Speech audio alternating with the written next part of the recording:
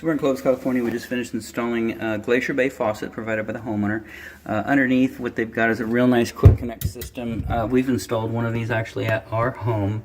It's a different style, but the same mounting system. You can see it's just one large nut.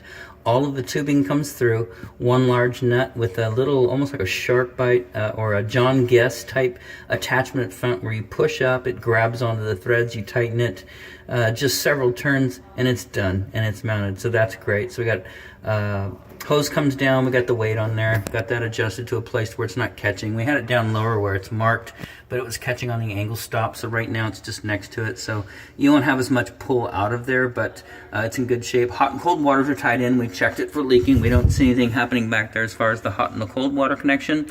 We did take apart the, sorry, we're not giving you a good picture of that. So right there, hot, and then cold. Better picture up here.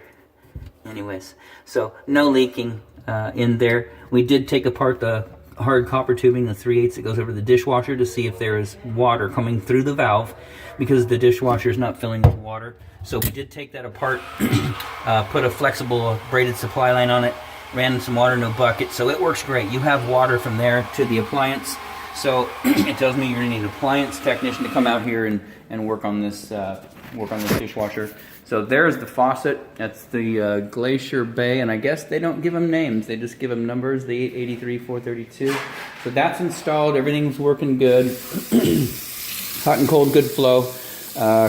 Copper plumbing to the home, and so as opposed to the iron pipe, which is horrible. So everything's working good up here. It's got a locking bay at the top. Click it in place, and of course it stays in place. Some of them, they just kind of dangle there, so that's good. Everything looks good for this installation. Outside of that, we're done.